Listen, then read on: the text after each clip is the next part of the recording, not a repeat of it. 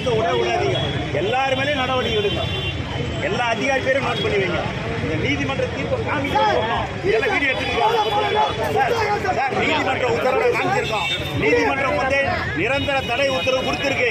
இந்த மக்களை வந்து எவிக்ஷன் நோட்டீஸ் கொடுக்காம எவிக்ஷன், அதாவது அன்ஆத்தரைஸ்ட் பர்சனாக இருந்தாலும் சரி, எவிக்ஷன் நோட்டீஸ் கொடுக்காம யாரையுமே வெளியேற்றக்கூடாது.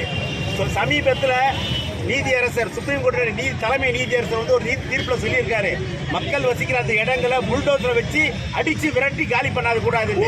புல்டோசரை வச்சு மக்களை வந்து வெளியேற்றுறாங்க. இது வரைக்கும் வந்து அவங்கள வெளியேற்றுறதுக்கான எவிக்ஷன் நோட்டீஸ் கொடுக்கல. சட்டப்படி எவிக்ஷன் நோட்டீஸ் கால அவகாசம் கொடுத்து காலி பண்ண வைக்கிறோம். 2017 நிரந்தர தடை உத்தரவு நீதிமன்றத்தால் வழங்கப்பட்டிருக்கு. அந்த நிரந்தர தடை உத்தரவுடைய பேனர் வந்து அந்த மூலையில நாங்கள் வச்சிருந்தோம். அதை கீழ்ச்சி போட்டுட்டு சட்டத்துக்கு விரோதமா அதிகாரிகள், மாநகராட்சியினுடைய அதிகாரிகள், இவங்களுடைய அதிகாரியுடைய எல்லாருடைய பேரையும் வந்து நாங்கள் சொல்ல விரும்பல. ஆனா எல்லா அதிகாரிகளும் ஒன்று கூடி இந்த ஏழை மக்களை புல்டோசரை வச்சு ஒரே அடியா தூக்கி போடுறாங்க. அவங்களுக்கான அறிவிப்பு கொடுக்கல, சட்டப்படி கொடுக்க வேண்டிய அறிவிப்பு கொடுக்கல.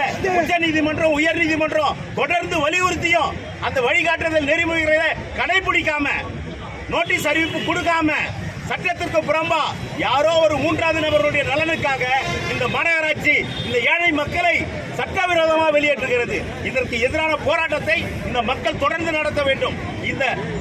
இந்த சட்டவிரோதமான செயல்களில் ஈடுபடுகின்ற எல்லா அதிகாரிகளும் பணி நீக்கம் செய்யப்பட வேண்டும்.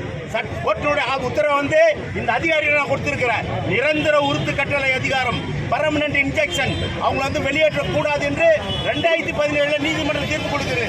அந்த தீர்ப்பை வந்து சென்னை மாநகராட்சியுடைய ஆணையர் இதுவரைக்கும் சேலஞ்ச் பண்ணல. அந்த உத்தரவு இன்னும் நிலுவையில் இருக்கு. அந்த உத்தரவுடைய நகலை வந்து இந்த அதிகாரிகளை கொடுத்துருங்க. மீறி நான் இடிப்பேன், என்னுடைய அதிகாரி, மேல் அதிகாரி சொல்லிட்டாரு, நான் இடிப்பேன், நீங்க என்ன வேணாலும் பண்ணுங்க, கண்டெம்ட் கோர்ட்டுக்கு போங்க அப்படின்னு. எங்களை சாக வச்சின பிறகு, செத்து போன பிறகு நான் எப்படி நீதிமன்றத்தில் போய் நிற்க முடியும்? இப்பயே எங்களுடைய உரிமையை நான் அவர்கிட்ட சொல்லியிருக்கிறேன். அவர் அவருடைய உயர் அதிகாரிகளை ஆலோசனை பண்ணி இந்த மக்களுக்கு நியாயத்தை வழங்கணும், முறையான முன்னறிவிப்பு கொடுக்கணும், கால அவகாசம் கொடுக்கணும். இதுதான் எங்களுடைய கோரிக்கை.